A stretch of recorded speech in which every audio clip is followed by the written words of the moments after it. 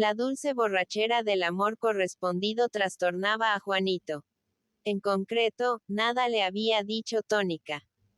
Pero a pesar de esto, el joven, con instintiva confianza, creía en su felicidad, y aquella noche fue la primera de satisfacción y calma, después de las rabietas e inquietudes que le había producido la timidez de su carácter apocado. Ahora. Oh. Ahora era todo un hombre, y así lo reconocía satisfecho y un tantico orgulloso de su audacia. La costurera no fue más explícita al día siguiente. La posición brillante de la familia de Juanito era una idea que se le había atravesado en el cerebro. Ella no era nadie. Una pobre costurera que, acostumbrada a sufrir las impertinencias de las señoras, no podía permitirse el lujo de mostrar susceptibilidad ni amor propio. Pero eso de casarse para ser la víctima resignada y humilde sobre la cual cayeran los desprecios de la familia, estaba fuera del límite de su paciencia. No diga usted que no. Adivino lo que sucedería. Como si lo viese. Las hermanas de usted, unas señoritas, se avergonzarían de tener por cuñada a la que remendaba los vestidos de sus amigas.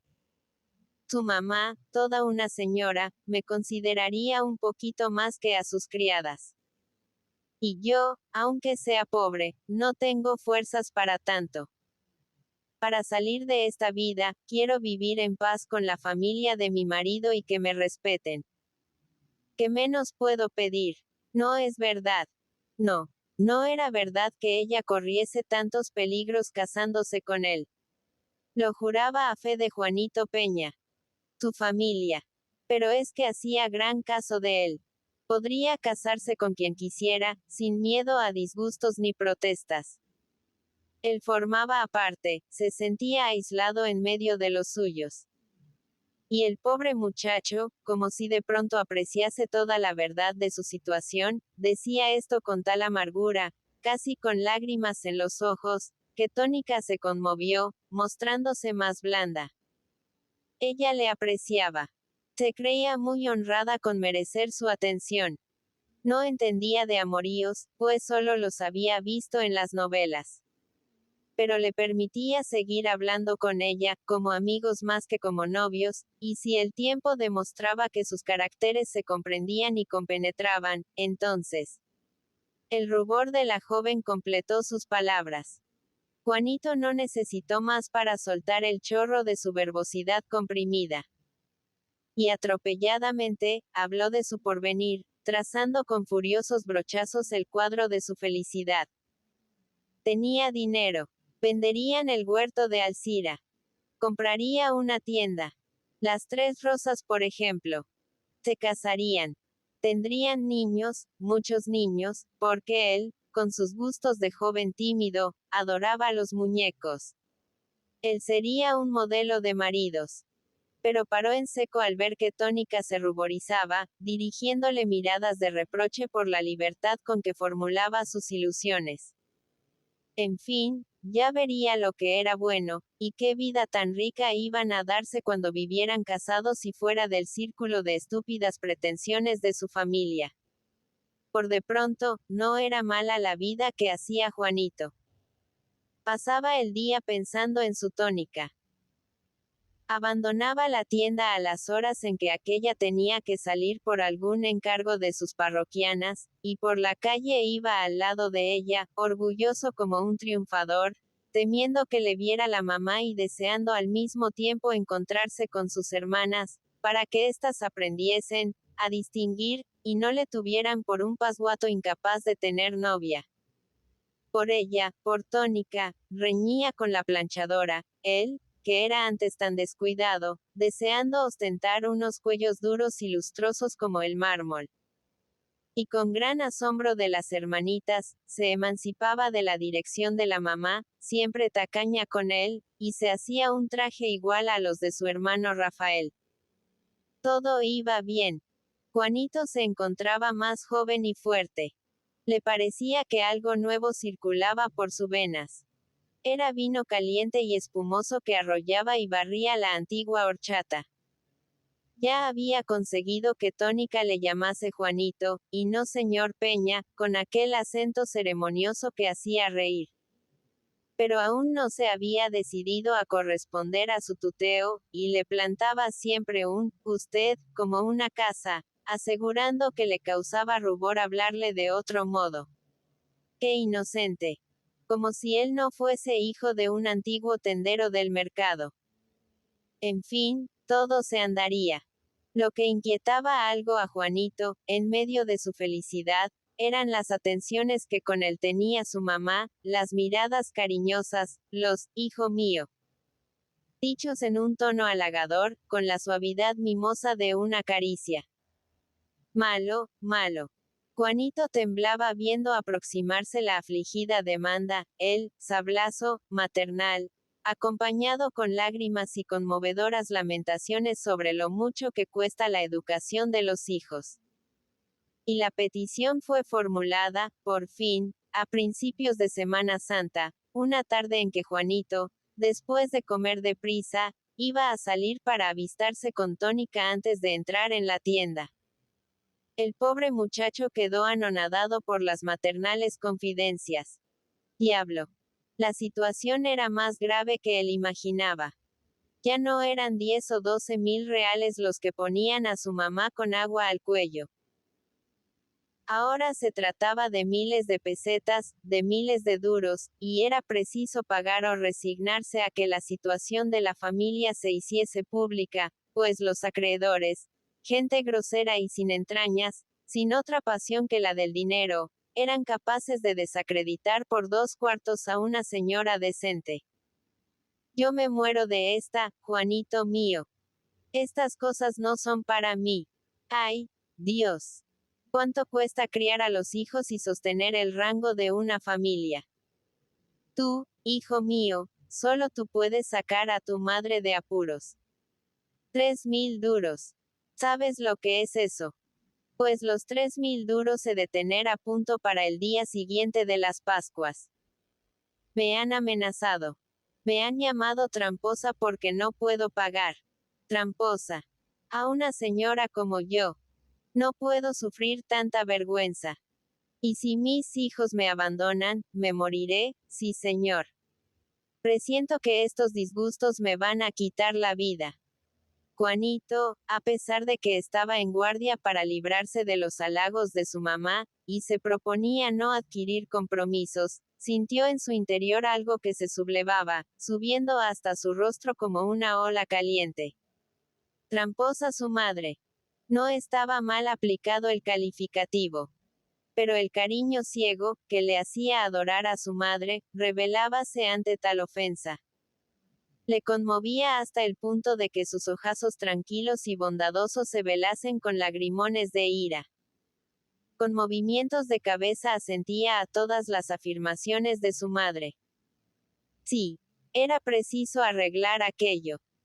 El honor de la familia no podía quedar a voluntad de 4 usureros, que, merced a ciertos papelotes firmados por doña Manuela con tanta irreflexión como frescura, exigían 15.000 pesetas por un préstamo de 11.000. Había que pagar. Pero, ¿y el dinero? ¿Dónde encontrar el dinero? Y la viuda, al llegar a esta conclusión, le miraba fijamente, dándole a entender que en él estaba la solución. Hay que buscar el dinero, mamá. ¿Podía usted hablar con doña Clara, esa amiga que, según dice el tío, es la arregladora de todos estos enredos? Doña Clara. Valiente apunte. Hijo mío, tú, como eres tan buenazo, no conoces a las personas. Esa doña Clara es una tal, que solo va donde puede sacar, y vuelve las espaldas a una persona decente al verla en un apuro. Nuestra situación es muy mala, rematadamente mala. Y en los oídos del joven agolpáronse en tropel las vergonzosas confidencias, hechas en voz baja, temblorosa, no por el remordimiento, sino por la humillación que suponía confesar la situación de la casa, aun a su propio hijo. Las fincas todas hipotecados, y si las vendía, no llegaría su importe a la mitad de las deudas. su firma en un sinnúmero de pagarés, y tan desacreditada, que a su mismo portero le prestarían un duro los usureros mejor que a ella. Vencimientos ineludibles que había que satisfacer, so pena que la familia se desacreditara. Y nada con que pagar, absolutamente nada. La carencia más completa de medios para salvar la situación. Las necesidades de la casa lo arrebataban todo. Ella había acudido ya a los procedimientos más penosos para su dignidad. Si ahora fuese la temporada de ópera, ni ella ni sus hijas podrían lucir las joyas que enorgullecían y admiraban al pobre Juanito. Estaban en una casa de préstamos. Y la vajilla de plata, que daba al comedor un aire tan señorial, los grandes candelabros del salón, no habían salido de casa para blanquearlos el platero. Donde estaban era haciendo compañía a las joyas. Todo por unos cuantos miles de reales, que se habían escurrido como agua en aquella criba de deudas y gastos, de infinitos agujeros. Esto te lo digo, Juanito, porque eres el más formal de la casa y necesito tus consejos. Pero por Dios, ni una palabra a las niñas. Que no sepan las pobrecitas la situación. Se sentirían humilladas, y no quiero que mis hijas se consideren inferiores a sus amigas. Lo que menos preocupaba a Juanito era lo que pudiesen pensar sus hermanas. Sus instintos de comerciante honrado, amigo de la regularidad, sublevábanse al pensar en un medio tan vergonzoso de adquirir dinero. Para él, las casas de préstamos eran antros horribles, guaridas del latrocinio. Acudir a ellas era contaminarse, perder la propia dignidad. ¿Y usted ha ido allí?, preguntó con expresión dolorosa. ¿Ha entrado en esas casas? Doña Manuela contestó con altivez. ¿Quién? Ella. ¿Por quién la tomaba su hijo? Aunque arruinada, no por esto había perdido su dignidad. Para tales comisiones se valía de doña Clara, que tenía amigos entre los prestamistas, y hacía las operaciones, diciendo que los objetos eran de una señora distinguida cuyo nombre no podía revelar. Lo que doña Manuela callaba eran las sospechas vehementes de que su amiga explotaba sus apuros, guardándose los picos de las cantidades facilitadas por los prestamistas. La viuda tenía la altivez de los grandes señores que creen de buen tono dejarse robar descaradamente por sus criados. Cuando terminaron las revelaciones sobre la situación de la casa, la viuda aguardó la respuesta de su hijo. Él era su única esperanza. Su hermano la detestaba. ¿A quién podía confiar sus penas? A Juanito únicamente, a su querido Juanito. Pues Rafael, el pobre muchacho, metido en el mundo elegante, nada sabía de las materialidades de la vida, ni tenía bienes propios como su hermano mayor. Pero el bondadoso Ortera se mostró más duro que su madre esperaba. El amor le había transformado.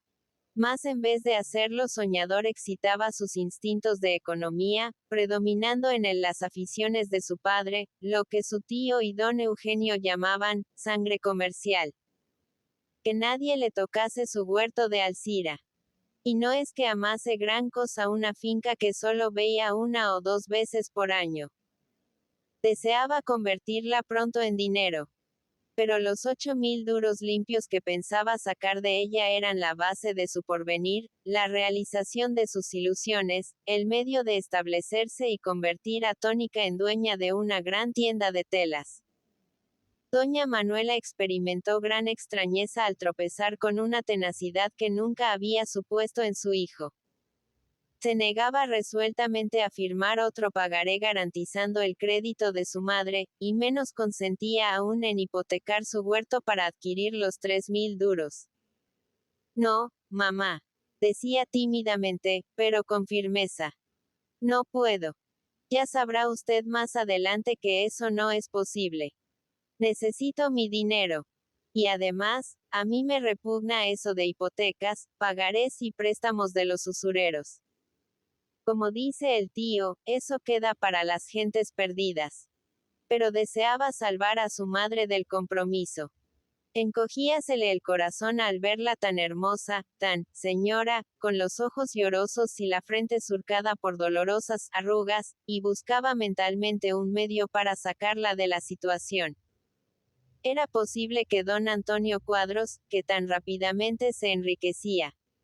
Pero no. El enérgico gesto de su madre le dio a entender que no consentía auxilios que lastimasen su amor propio. Tal vez más adelante ella no diría que no, cuando se reanudasen las amistades. Ahora, desde la despedida de Andresito, eran bastante frías. Y Juan, no atreviéndose a nombrar a su tío, dejó de proponer soluciones. Lo del huerto no lo consiento. Pero no llore usted, mamá. No llore. ¡Qué demonio! Para todo hay remedio en este mundo.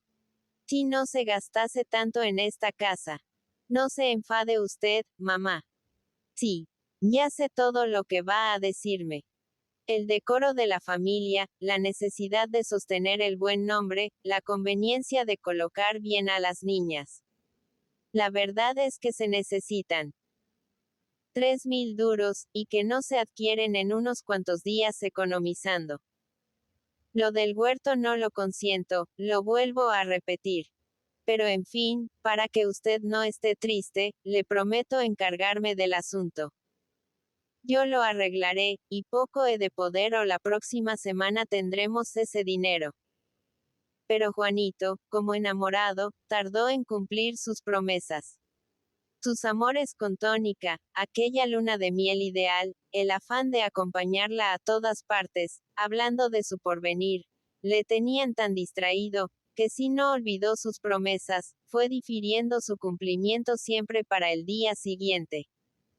Su madre le lanzaba en la mesa miradas interrogantes. Le llamaba aparte para saber cómo iba aquello. Y cuando él se excusaba con sus ocupaciones en la tienda, estremecíase ante el gesto de dolor de doña Manuela. Fue el Jueves Santo por la mañana cuando Juanito se decidió a emprender el asunto. La tienda estaba cerrada. Tónica saldría de casa con su vieja amiga. Y él, no sabiendo qué hacer, decidióse a ir en busca de su tío. A las 11 salió a la calle. La mamá y las hermanitas estaban dando la última mano al tocado de circunstancias. El crujiente vestido de seda, el velo de blonda, y al puño el rosario de oro y nácar. Iban a una de las principales iglesias a sentarse tras la mesa petitoria de una comunidad de origen extranjero, a la hora en que la gente elegante reza las estaciones. Juanito, a pesar de la anual costumbre, sintióse impresionado por el aspecto de la ciudad. Las tiendas cerradas, el adoquinado silencioso, sin que una rueda lo conmoviese. Las gentes vestidas de negro, con aire solemne. Parecía que por la ciudad pasaba una epidemia, despoblando las casas y ahuyentando el ruido de las calles. El profundo silencio turbabanlo de vez en cuando los tercetos de ciegos que, agarrados del brazo y golpeando el suelo con sus garrotes para orientarse, iban por el arroyo sin miedo a ser atropellados, prorrumpiendo en lamentaciones poéticas que, en tono quejumbroso, relataban la pasión y muerte del Redentor. Los pasos de los transeúntes sonaban en las aceras como un áspero y ruidoso frotamiento, y aglomerábase la gente en las puertas de los templos, negras y profundas bocas que lanzaban a la fría calle el denso vaho de su interior. Los soldados, con uniforme de gala y las manos yertas dentro de los guantes de algodón, iban a visitar las estaciones, turbando el general silencio con el arrastre acompasado de sus pies e impregnando el ambiente de ese olor de salud, mezcla de carne sudada, cuero y lana burda. Los caballeros maestrantes lucían sus uniformes obscuros, los sanjuanistas su cruz roja, y hasta los oficiales de reemplazo y los del batallón de veteranos se adosaban los arreos militares para acompañar a la señora en la visita a los templos y lucir de paso sobre el pecho las recién frotadas cruces. Era un desfile brillante de autoridades y uniformes, que admiraba a los papanatas. Grupos de chicuelos y mujeres se agolpaban ante los exeomos que se exhibían en las calles sobre un pedestal. Imágenes manchadas con brochazos de sangriento bermellón, la corona de espinas sobre las lacias y polvorientas melenas que agitaba el viento, una caña entre las manos y a los pies una bandeja con céntimos y un viejo pedigüeño. Al llegar Juanito al barrio de las Escuelas Pías entró en una calle estrecha donde estaba el caserón de sus abuelos, una interminable fachada pintada de azul claro, en la cual, corrió por compasión, rasgaban el grueso muro algunos balcones y ventanas, a gran distancia unos de otros. Juanito recordaba su niñez. Se veía muchacho pelón jugando con los chicos de la vecindad. Los días en que su tío lo convidaba a comer. En aquel portal inmenso, obscuro, resumando humedad por entre su empedrado de guijarros. Los recuerdos de la niñez seguían despertándose en él a la vista de la vieja escalera con su pasamano de caoba, rematado por un leoncito borroso y gastado, y de sus peldaños de azulejos del siglo anterior, en los cuales veíanse navios sobre un mar morado, con banderas más grandes que el casco, embosados de gruesas pantorrillas blancas con sombrero de picos y huertanas con cestos de frutas, todo en colores tostados y chillones. Vicenta, la vieja criada del tío, fue quien abrió la reja que obstruía la escalera. Juanito era el único pariente del señor a quien toleraba la vieja sirvienta. Le saludó con una sonrisa de su boca oscura y desdentada, y como de costumbre, no preguntó por su mamá ni sus hermanas. Aborrecía a aquellos parientes del amo, sabiendo la poca estima en que éste los tenía. Don Juan estaba arriba, en los porches, dando de comer a los palomos y a las gallinas. La criada y el sobrino hablaban en un rellano de la escalera, desde el cual se veían algunas habitaciones. Él las conocía perfectamente, y subsistían en su memoria con todos sus detalles estrambóticos. Desde allí percibía el tufillo de las habitaciones cerradas años enteros. Aquel ambiente rancio, húmedo, cargado de polvo, que con la diaria limpieza mudaba de sitio sin salir de la casa, y expulsado por la escoba de los rincones iba a caer un poco más allá. La afición de don Juan a visitar almonedas, comprándolo todo con tal que fuese barato, había convertido su casa en una prendería. Las salas eran grandes como plazas, las alcobas podían servir de salones de baile. Y a pesar de esto, no había un palmo de pared libre de muebles o adornos. Los armarios colosales se contaban a docenas, todos de roble viejo, con tallas tan complicadas como sus enormes cerraduras. Los cuadros, buenos o malos, llegaban hasta el techo. Las sillerías incompletas y de distintos colores, no encontrando espacio junto a las paredes, esparcíanse por el centro. Todo estaba ocupado, como si la casa fuese un almacén, un depósito de rapiñas verificadas al azar. Y aunque todas las piezas estaban abarrotadas, la casa sonaba a hueco, y la soledad despertaba esos ecos misteriosos de las grandes viviendas abandonadas. Mirando los salones interminables que parecían iglesias, pensábase involuntariamente en la noche, cuando las sombras ahogaban la macilenta luz de la candileja del avaro y los pasos del viejo y su criada sonaban como en el ulterior de una cripta, en un medroso silencio interrumpido por los crujidos de la madera vieja y las veloces carreras de las ratas. La manía de adquirir todo lo barato daba a la casa un tono grotesco. Sobre la puerta de la escalera destacábase una testa de toro disecada, con unas astas que daban frío. Juanito tenía presente los enormes monos trepando por un tronco, con el lomo apelillado y calvo, y los pájaros vistosos, a quienes no se podía quitar el polvo sin que cayesen las plumas. Adquisiciones de almoneda, que convertían en un arca de Noé el gran salón, con su techo al fresco, donde jugueteaban amorcillos descoloridos. y macilentos por la pátina de un siglo entero, y con sus enormes consolas doradas sobre las cuales se ostentaban grupos de frutas contrahechas, uvas y melocotones, cuya cera perdía los vivos colores bajo la capa de los años. Con que el tío está arriba. En los porches lo encontrarás, Juanito. Sube, que yo voy a la cocina. Creo que se quema el potaje. Y el muchacho siguió subiendo la escalera, que ya no era de azulejos vistosos, sino de tostados baldosines. Aquellos peldaños habían sido 50 años antes el camino de una gran industria. Centenares de obreros los pisaban todas las mañanas, y por allí descendían, recién salidos del telar, los floreados damascos, los brillantes rasos, la seda listada, todas las magnificencias de una industria oriental que daba a Valencia fama y prosperidad.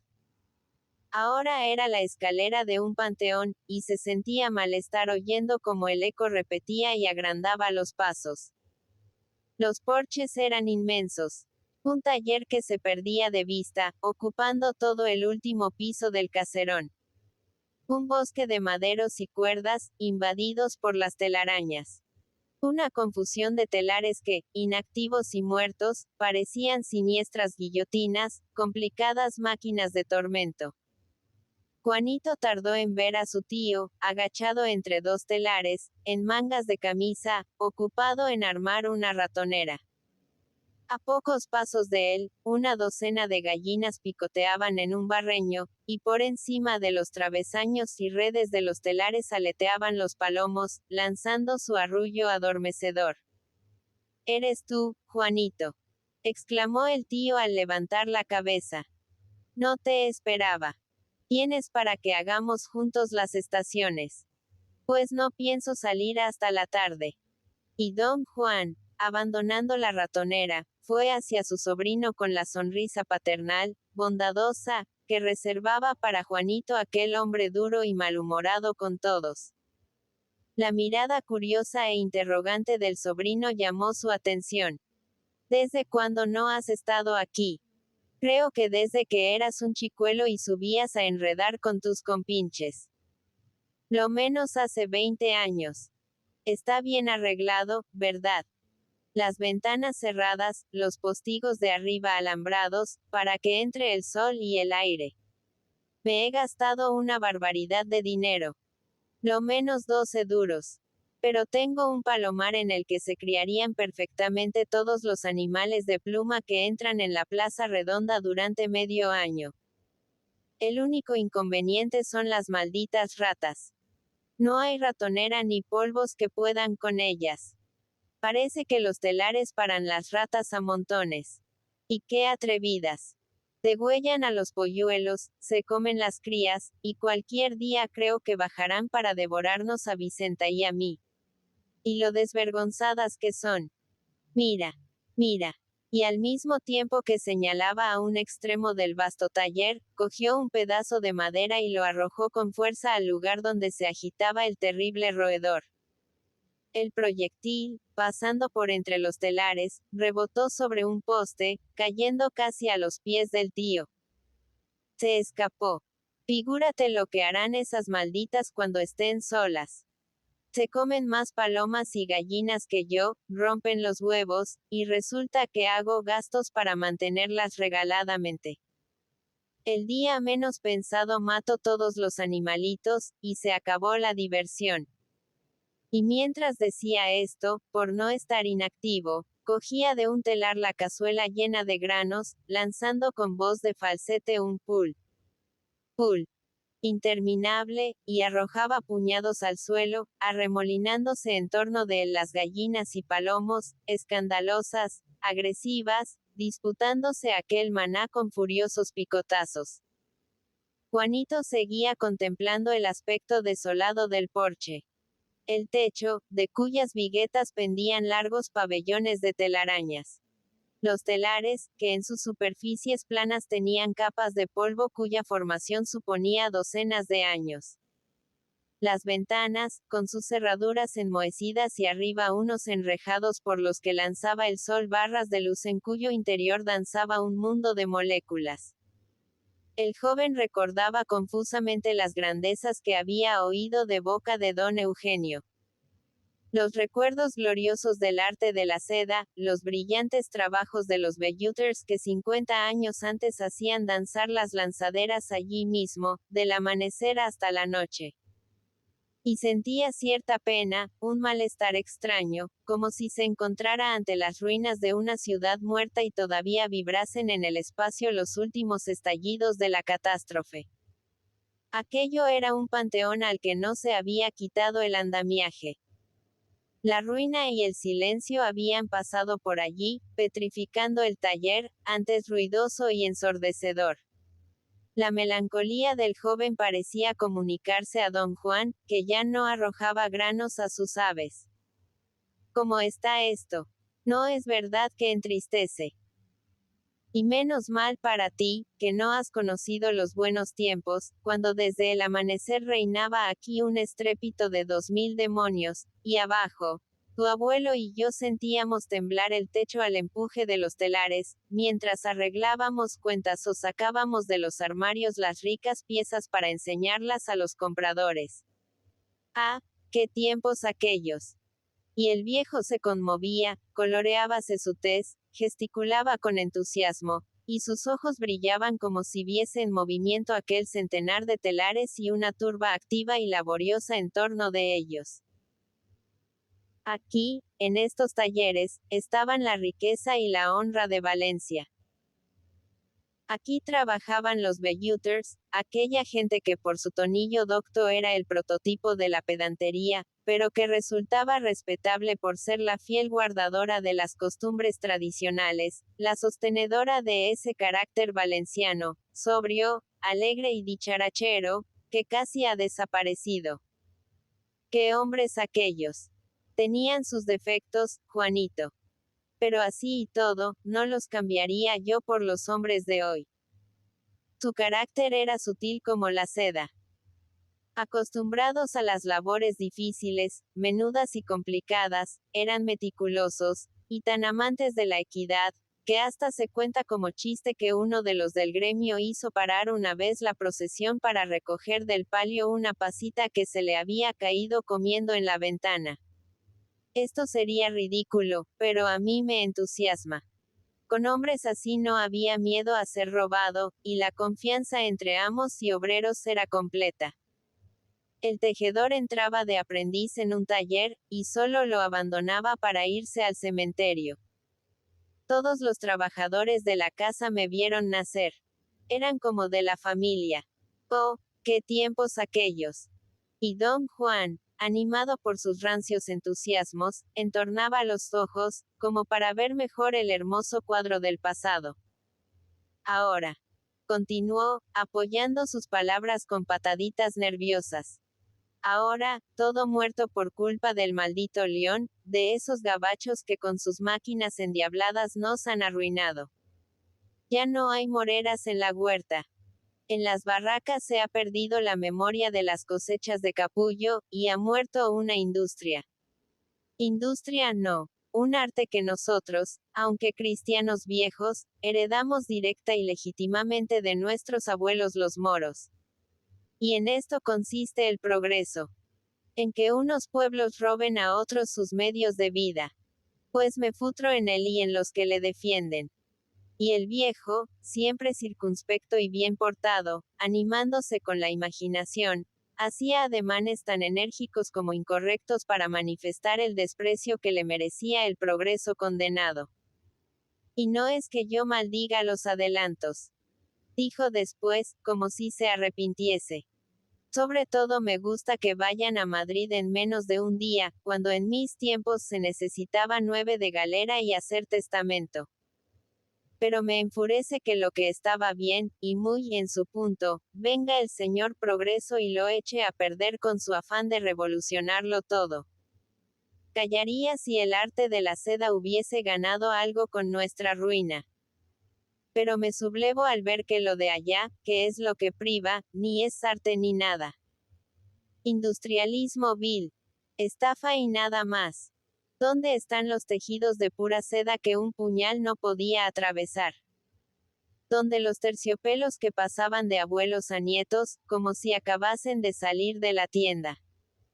Aquello acabó, y ahora solo queda la sedería de León, mírame y no me toques, algodón malo, géneros que no duran un año, porquerías con las que van tan orgullosas estas señoritas del día.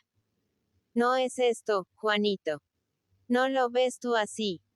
Y el sobrino contestaba a todo con afirmativas cabezadas, muy preocupado en su interior por el modo como expondría la pretensión que le llevaba allí. La aprobación de Juanito templó las iras del viejo. No creas por eso que me forjo ilusiones. Esto está muerto y bien muerto. No es culpa de los de allá, sino de la gente de aquí. Se acabó el buen gusto. Hoy se tiene horror a lo que es rico y vistoso. Los señores visten como los criados. Todos van de obscuro, como sacristanes. El chaleco, que es la prenda que da majestad a la persona y pregona su clase, es de la misma tela que los pantalones. Ya no se ostenta sobre el vientre el terciopelo floreado, aquellas rayas de 100 colores que tanto golpe daban en mi juventud, y hasta los labradores se encajan la blusa y el hongo, como asistentes, y se ríen cuando sacan del fondo del arca el chupetín de raso de sus abuelos, la faja de seda y el pañuelo de flores, que tanto lucían en los bailes de la huerta. Y las mujeres. No me hables de ellas. Valientes imbéciles. Ni en las aleluyas del mundo al revés. Se visten como los hombres, con la anilla inglesa. Van feas como demonios con esos colores de enterrador, apagados, sombríos. Y en el verano gastan, cuanto más, percal de 3 reales, con lo que creen ir tan elegantes. Oh, aquellos tiempos míos. Se estrenaba menos, era menor la variedad, pero se lucían cosas buenas y sólidas, que pasaban docenas de años en los roperos sin que hubiera polilla con valor para hincarlas el diente. Todo se ha perdido. Adiós, cortinajes de Damasco. Abur, seda chinesca. Ahora adornan los salones con unas telas ásperas, de tejido burdo y borroso. Y cuando no, para que la cosa tenga carácter, vaya una palabra. Echan mano de las mantas jerezanas y arman una decoración de taberna. Y el viejo, con el bigote un tanto erizado y los mongólicos ojos echando chispas, se movía y braceaba furioso, como si arrojara su indignación a la cara de un ser invisible. Su voz despertaba ecos en el inmenso porche, más silencioso que de costumbre por la calma en que estaban las calles. Y a pesar de que las gallinas y las palomas picoteaban en torno de él, quitando grandeza a la escena, don Juan parecía un personaje bíblico, un profeta desesperado gimiendo lamentaciones ante las ruinas de la ciudad amada. Pero no era el avaro hombre capaz de entregarse por mucho tiempo a esta indignación con arranques líricos. Pero vamos a ver, muchacho. ¿A qué has venido? Algo te trae aquí. Lo adivino en tu preocupación. Juanito balbuceó, sorprendido por esta pregunta inesperada. Sí, algo tenía que decirle a su tío. Pero le turbaban tanto los ojos interrogantes de éste, la calma con que esperaba su respuesta, que se le embrollaban sus pensamientos y no sabía cómo empezar. Es cuestión de la mamá. Si usted supiera, tío. Está en situación muy apurada. Y rápidamente, sin tomar aliento, como si arrojara lejos de sí un peso asfixiante, disparó las pretensiones de doña Manuela, aquella demanda de 15,000 pesetas, cantidad necesaria para salvar la honra de la familia. Y bien, muchacho. ¿Qué es lo que quieres decirme con todo esto? Que usted, como hermano, como tío mío que es, podía. Nada puedo, ¿lo entiendes? Nada, absolutamente nada. Y más tratándose de tu madre. El viejo dijo esto con un acento que no daba lugar a dudas. No había que esperar que retrocediese en su negativa. Es que aún no conoces a tu madre. No te he dicho muchas veces quién es. Que debe. Pues que pague. Y si no tiene con qué hacerlo, que sufra las consecuencias. He jurado no tender la mano aunque la vea con agua al cuello. Si fuese como Dios manda, una persona arregladita y económica, la sangre de mis venas le daría. Pero a una derrochadora, que solo se acuerda de su hermano en los apuros, y cuando tiene 4 cuartos desprecia sus consejos, a esa no le doy ni esto. Y metiéndose la uña del pulgar entre los dientes, tiraba con fuerza, produciendo un chasquido. De seguro que ella es la que te envía aquí. No, tío. ¿Puede usted creerme? Vengo por mi propia voluntad. Pues entonces, dijo sonriendo el ladino viejo. Es que ella te ha pedido a ti el dinero, y vienes a ver si lo saco yo. Enrojecióse el rostro de Juanito al ver que su tío adivinaba en parte la verdad. No niegues, muchacho. La cara te hace traición. Óyeme bien. Si eres tan imbécil que te dejas explotar por tu madre, no cuentes con el cariño de tu tío. Lo que te dejó tu padre para ti es, y no para que se lo coman tus hermanitos los cachorros de pajares. Vamos a ver. Di la verdad. No te ha metido Manuela en sus trampas. No te ha hecho firmar algún pagaré. La verdad, y nada más que la verdad. La mirada del viejo era fija, inquisitorial, escudriñadora. Pero Juanito tuvo serenidad para mentir. No, señor. Nada he firmado. Te creo, y lo celebro. Mucho ojo, muchacho. Tu madre tiene hambre de dinero, y de seguro que no pierde de vista tu fortunita. No quiero que te roben. Cuando yo muera, tendrás más, algo más que ese huerto de Alcira. No quedarás en medio de la calle, como tu mamá, tus hermanas y el perdiz de Rafaelito. Pero vuelvo a repetirlo. No quiero que te roben. Además, no tomes tan a pecho eso de la ruina de tu madre. Ella vive en la trampa como en su propio elemento, y ya sabrá salir de este apuro como de otro. Aún le queda algo para ir tirando. Y cuando no tenga ni camisa, reventará, tenlo por seguro. Es de esas gentes que no mueren hasta gastar el último ochavo. A Juanito le molestaba este lenguaje rudo que hería tan en lo vivo a su madre, a su ídolo. Pero al tío le había profesado siempre tanto cariño como respeto, y fluctuando su carácter entre los dos afectos, limitábase a callar. Más de media hora estuvo oyendo los agravios que don Juan tenía con su hermana, el odio nacido al casarse ésta con el doctor Pajares, que sobrevivía a pesar del tiempo transcurrido. Adiós, Juanito, y no hagas caso de tu madre. Dijo al despedirle en la escalera.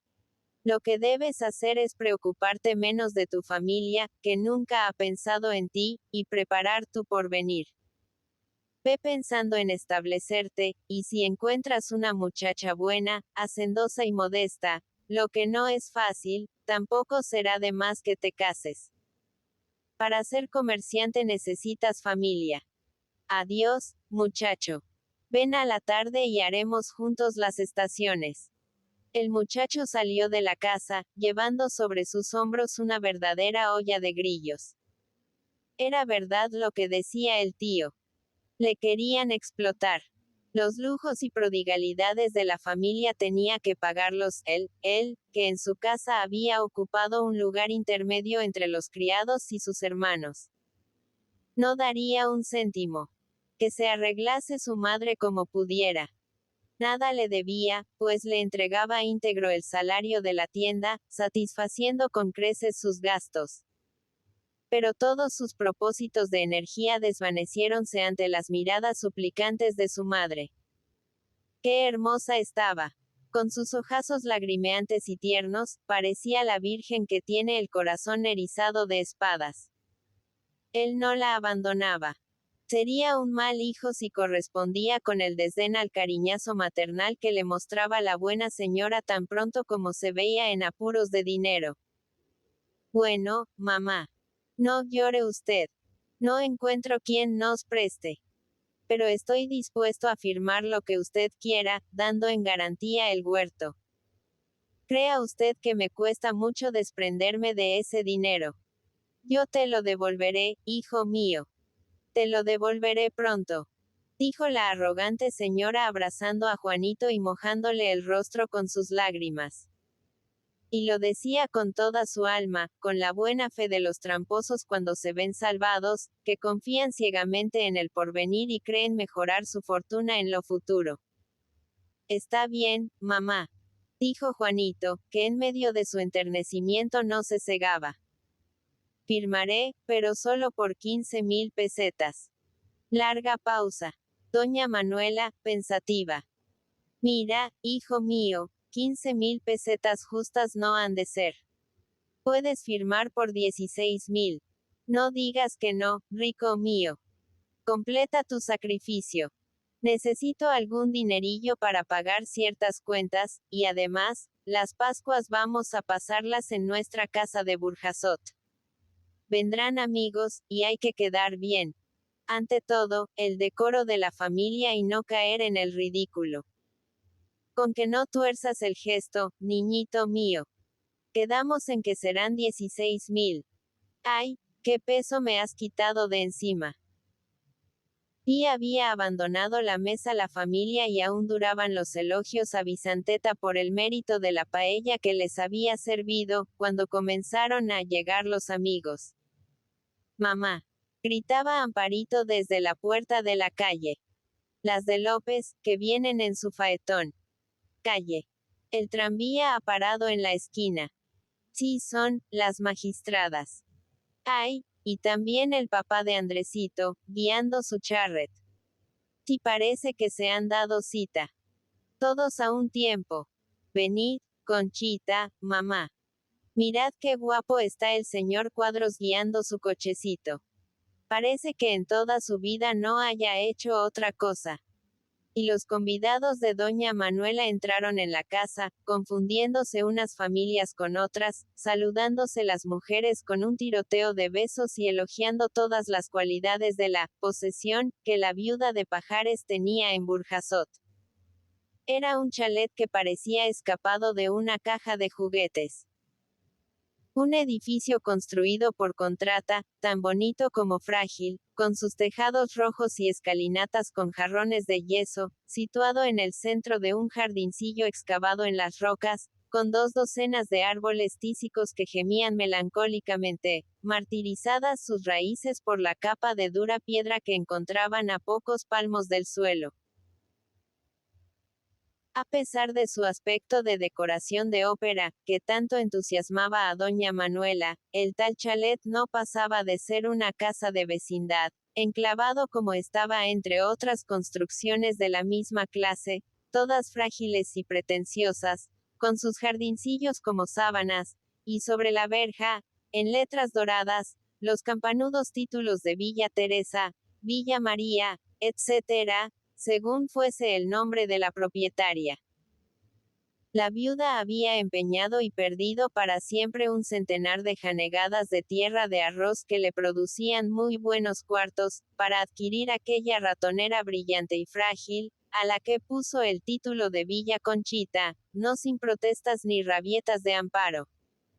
Creía que una villa, para el verano es el complemento de una familia distinguida que tiene coche. Y en las tertulias, al dirigirse a sus amigas, llenábase la boca hablando de su lindo hotelito, de Burjasot y de las innumerables comodidades que encerraba.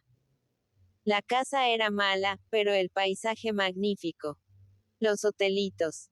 Había que llamarlos así, para no disgustar a doña Manuela.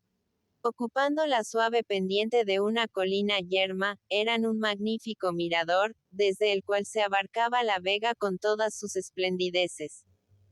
Al frente, Burjasot, prolongada línea de tejados con su campanario puntiagudo como una lanza. Más allá, sobre la oscura masa de pinos, Valencia achicada, liliputiense, cual una ciudad de muñecas, toda erizada de finas torres y campanarios airosos como minaretes moriscos. Y en último término, en el límite del horizonte, entre el verde de la vega y el azul del cielo, el puerto, como un bosque de invierno, marcando en la atmósfera pura y diáfana la aglomeración de los mástiles de sus buques. El día era hermoso. Un verdadero domingo de Pascua. La primavera enardecía la sangre, y la ciudad entera, solemnizando la vuelta del buen tiempo, lanzábase al campo, levantando en él un rumor de avispero. Los convidados de doña Manuela veían a poca distancia los famosos silos de Burjasot, gigantesca plataforma de piedra, cuadrada meseta agujereada a trechos por la boca de los profundos depósitos y en la cual hormigueaba un enjambre alegre y ruidoso. Corros en que sonaban guitarras, acordeones y castañuelas acompañando alborozados bailes. Grupos de gente formal entregada sin rubor a los juegos de la infancia. Docenas de muchachos ocupados en dar vuelo a sus cometas con grotescos figurones pintados, que al remontarse moviendo los inquietos rabos hacían el efecto de parches aplicados al azul cutis del infinito y daban al paisaje un aspecto chinesco de abanico o de pañolón de Manila.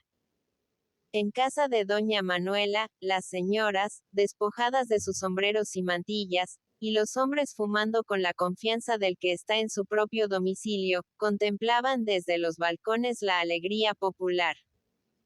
Bastábales volver un poco la cabeza, y su vista caía sobre la inmensa vega, silenciosa y esplendente, con sus tonos verdes de infinitos matices, que deslumbraban, abrillantados por el sol de la primavera. Los pueblos y caseríos, compactos y apiñados hasta el punto de parecer de lejos una sola población, matizaban de blanco y amarillo aquel gigantesco tablero de damas, cuyos cuadros geométricos, siendo todos verdes, destacábanse unos de otros por sus diversas tonalidades. A lo lejos, el mar, como una cenefa azul, corríase por todo el horizonte con su lomo erizado de velas puntiagudas como blancas aletas. Y volviendo la vista más a la izquierda, los pueblos cercanos. Godella con su oscuro pinar, que avanza como promontorio sombrío en el oleaje verde de la huerta. Y por encima de esta barrera, en último término, la sierra de Espadan, irregular, gigantesca, dentellada, mostrando a las horas de sol un suave color de caramelo, surcada por las sombras de hondanadas y barrancos, decreciendo rápidamente antes de llegar al mar, y ostentando en la última de sus protuberancias, en el postrer escalón, el castillo de Sagunto, con sus bastiones irregulares, semejantes a las ondulaciones de una culebra inmóvil y dormida bajo el sol. La esplendidez del paisaje tenía como embobados a los convidados de doña Manuela, a pesar de ser todos ellos gente poco susceptible de entusiasmarse ante cosas que no fuesen útiles. Muy hermoso, exclamaba la magistrada. Yo he vivido en Granada cuando mi difunto estuvo en aquella audiencia, y su vega no tiene comparación con esta. ¿Qué ha de tener?, dijo el señor López el bolsista con expresión doctoral. Cuando a Fernando VII lo trajeron a los hilos, declaró que esto era el balcón de España. Pues figúrese usted, añadió doña Manuela, que enrojecía de satisfacción con estos elogios que alcanzaban a su casa. Si los hilos son el balcón de España, que será Villa Conchita, que está más alta que ellos.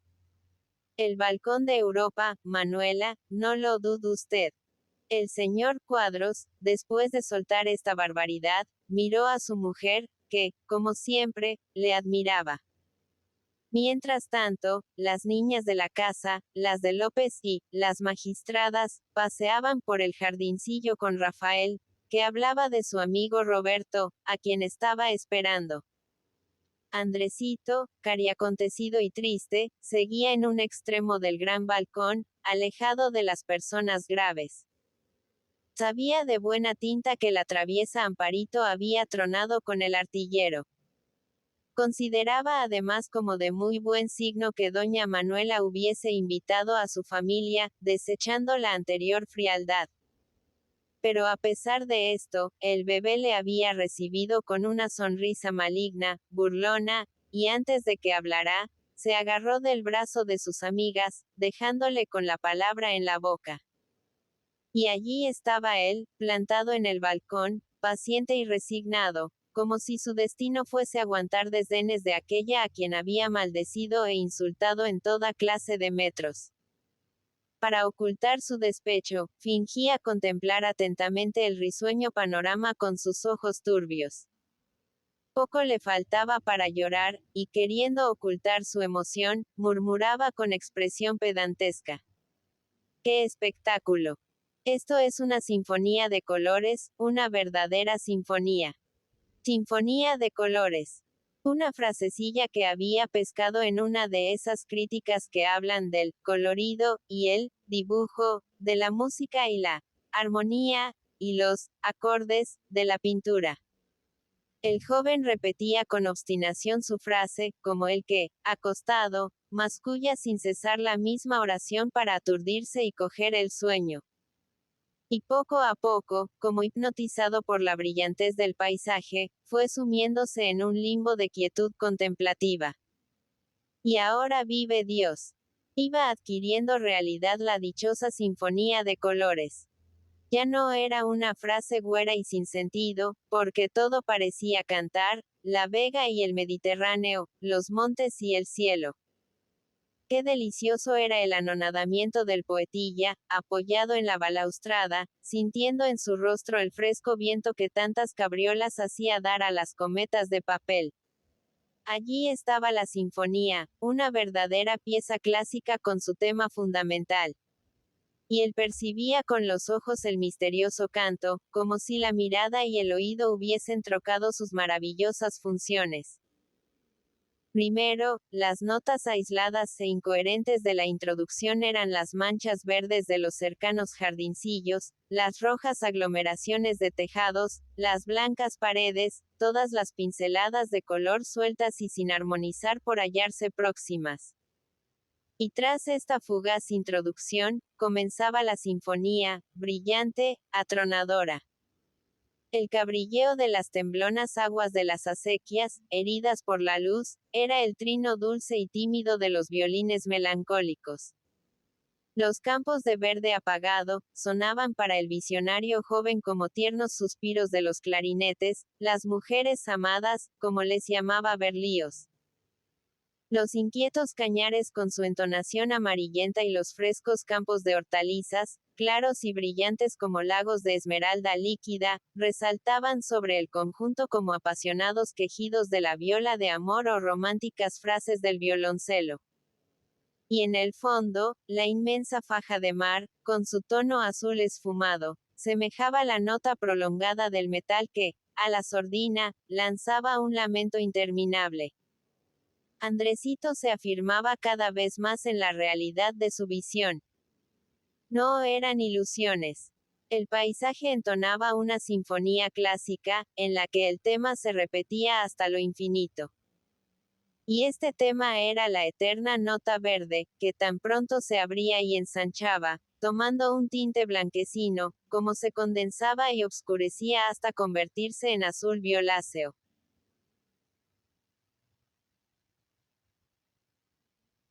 Como en la orquesta salta el pasaje fundamental de atril en atril para ser repetido por todos los instrumentos en los más diversos tonos, aquel verde eterno jugueteaba en la sinfonía del paisaje, subía o bajaba con diversa intensidad, se hundía en las aguas tembloroso y vago como los gemidos de los instrumentos de cuerda, tendíase sobre los campos voluptuoso y dulzón como los arrullos de los instrumentos de madera, se extendía azulándose sobre el mar con la prolongación indefinida de un acorde arrastrado del metal, y así como el vibrante ronquido de los timbales matiza los pasajes más interesantes de una obra, el sol, arrojando a puñados su luz, matizaba el panorama, haciendo resaltar unas partes con la brillantez del oro y envolviendo otras en dulce penumbra. Y Andresito, con la imaginación perturbada, iba siguiendo el curso de la sinfonía extraña que solo sonaba para sus ojos. Los caminos, con su serpenteante blancura, eran los intervalos del silencio. El tema, el color verde, crecía en intensidad al alejarse hacia las orillas del mar. Allí llegaba al período brillante, a la cúspide de la sinfonía. Y lanzándose en pleno cielo, aclarándose en un azul blanquecino, marchaba velozmente hacia el final, se extinguía en el horizonte pálido y vago como el último quejido de los violines, que se prolonga mientras queda una pulgada de arco, y adelgazándose hasta ser un hilillo tenue, una imperceptible vibración, no puede adivinarse en qué instante deja realmente de sonar. Era una locura. Pero el visionario muchacho, veía, cantar los campos y gozaba en la muda sinfonía de los colores, en aquella obra silenciosa y extraña que se parecía a algo. A algo que Andresito no podía recordar. Por fin, un nombre surgió en su memoria. Aquello era Wagner puro. La sinfonía del Tannhäuser, que él había oído varias veces. Sí. Allí unas tonalidades de color enérgicas y rabiosas sofocaban a otras apagadas y tristes, como el canto de las sirenas, imperioso, enervante, desordenado, intenta sofocar el himno místico de los peregrinos. Y aquella luz que derramaba polvo de oro por todas partes, aquel cielo empapado de sol, aquella diafanidad vibrante en el espacio, no era el propio himno a Venus, la canción impúdica y sublime del trovador de Turingia ensalzando la gloria del placer y de la terrena vida. Sí, aquello mismo era. Y el muchacho, sonámbulo, embriagado por la naturaleza, hipnotizado por la extraña contemplación, movía la cabeza ridículamente, y al par